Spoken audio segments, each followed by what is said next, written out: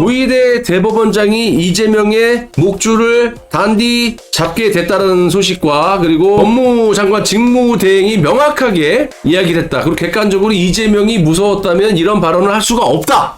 이재명과 그의 아이들 핵심들이 지금 뭐 국회를 장악한 100석 이상이 이재명이 꼽아놓은 놈들이라고 하지 않습니까? 많게는 130석? 대다수가 지금 초선들인데 이 민주당 초선들이 국회를 장악하고 지금 싹 다 30명, 29명을 날려버리지 않았습니까? 하나는 정치는 안 하고 탄핵에 특화가 돼 있어갖고 얘네들은 그냥 임기 내내 탄핵만 하는 거야. 이재명을 위해서. 민주당 초선들 한 권한대행 이완규, 함상훈 지명 철회 안 하면 탄핵을 추진하겠다. 얘네가 할 수 있는 거는 탄핵밖에 없어요. 탄핵밖에 없어. 자, 내란 수계 아바타. 내란 밀란 수계는 임마. 니들이 보시는 이재명이가 임마. 내란의 우두머리지 임마. 니네들이 하는 게 지금 내란이고 밀란이야. 더민초? 아씨. 더불어민주당 초선의원을 더민초라고 하는 거야. 세종대왕이 울겠다. 한글을 만들어놨더니 이제 그 한글도 읽기 싫어갖고 참마.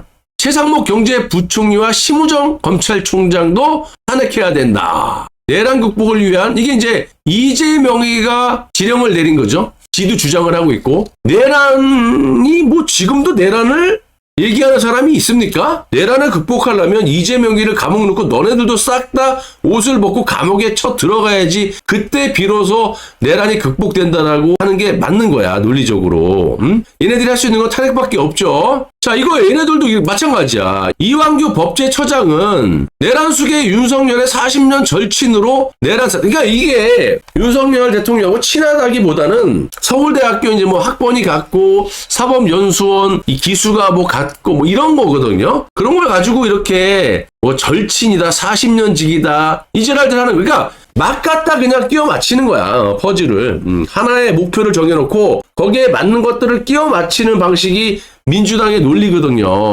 헌법재판관 지명에 대해서 논란이 많은데 법무장관 대행이 오랜만에 올바른 소리를 했습니다.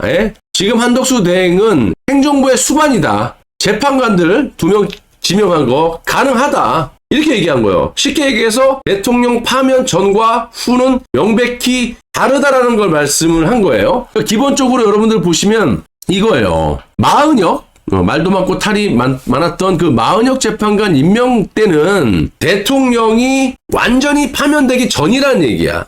복귀가 될 수 있는 상황이기 때문에 섣불리 권한대행이 대통령 권한을 남발할 수 없다라는 그런 논리인데 지금은 돌아올 수 없는 파면이 됐기 때문에 거리 상황이다. 공석이야, 공석 대통령이. 그러니까 쉽게 얘기하면 다시 말해서 파면 선고가 나기 전에는 각 하나 기각으로 원복이 될 수 있잖아요. 직무 복귀가 윤석열 대통령이. 그때 하고 지금은 파면이 됐단 말이야. 그래서 지금은 대통령이 거리 상태이기 때문에 현재 선고 전과 후가 명백히 다르다라는 겁니다. 그렇기 때문에 한덕수 권한대행의 권한 자체 범위가 달라질 수밖에 없다는 거죠. 그리고 무엇보다도 한덕수 권한대행이 지금 지명하는 거에 대해서 이 권한 행사에 대해서 법으로 명확하게 규정이 되어 있는 게 없어요. 요걸 말하잖아요. 사고의 경우엔 탄핵 심판이 계속되는 경우에도 포함되는데 탄핵 심판 결과에 따라서 대통령이 직무에 복귀할 가능성을 배제하지 못한다. 그러니까 이때는 한덕수 권한대행이 어떻게 대통령이 복귀될 수도 안 될 수도 있는 그런 상황에서 대통령의 권한을 남발할 수 있느냐? 이렇게 말은 할 수가 있지.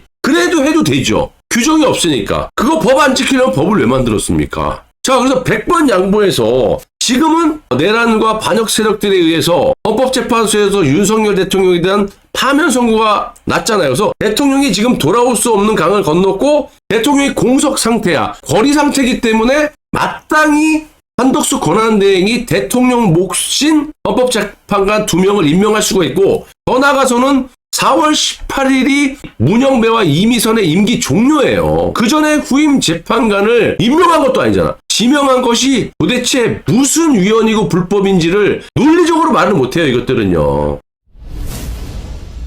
그래서 제가 봤을 때는요. 한덕수 권한대행이 기습적으로 마용주 대법관을 임명했다라는 점, 그건 임명한 겁니다. 임명을 한 거고 헌법재판관은 이제 지명을 한 거죠. 대법원의 완성체가 돼버렸기 때문에 이거는 헌법재판소나 대법원하고 별개 문제이기 때문에 헌법재판소하고는 별개로 조희대 대법원장이 나라를 죽이느냐 살리느냐, 이재명이를 죽이느냐 살리느냐에 정말 기로에 있다. 이재명이를 갖다 파기환송으로 그냥 내보내갖고 6월, 7월, 8월까지 딜레이를 시킨다. 그래서 대통령을 만들어서 이재명이가 법원도 파괴시키고 검찰도 파괴시키고 헌법재판소도 파괴시켜서 이 나라의 아예 그냥 삼권 분립 및 법치를 완전히 깡그리 뭉개트려갖고 저 필리핀 같은 나라, 이탈리아나 그런 베네수엘라 같은 나라로 만들어 놓기 전에 조희대 대법원장은 원칙대로 그 문재인 정부 때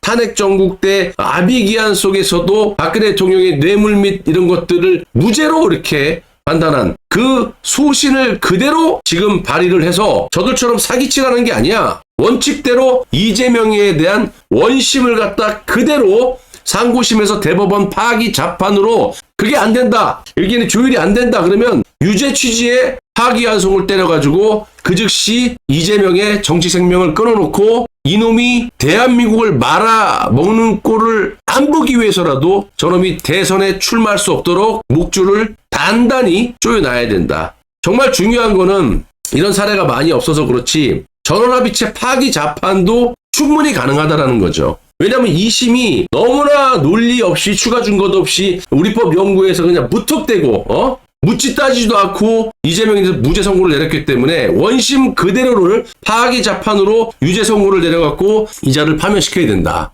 지금 한덕수 권한대행의 마용주 임명, 대법관 임명 플러스 법무장관 대행 김성우라는 사람이 해석을 이렇게 딱 때리지 않았습니까? 만약에 이자가 이재명이 무섭다면 이런 얘기 하겠습니까? 이재명과 민주당, 이재명의 아이들의 논리대로 위헌이다. 한덕수 권한대행이 권한을 너무 남용한 것 같다. 이렇게 얘기를 해야 되는데 아주 명확하게 얘기를 했잖아요. 대통령이 탄핵되기 전과 후는 명백히 다르다. 지금은 윤석열 대통령이 억울하게 위헌 판결이지만 어쨌든 파면이 된 상태이기 때문에 대통령의 거리 상황으로 봐야 된다. 부재 중이기 때문에 대통령 권한대행이 대통령의 권한을 행사하는 게 맞으므로 이번 그 2명의 헌법재판관 임명에 대해서는 절차적이나 법률적으로 전혀 하자가 없다라는 것을 명확하게 밝힌 겁니다. 이로써 대법원의 이재명 그 공직선거법 파기 재판에 대해서 조희대 대법원장이 이재명의 목줄을 단디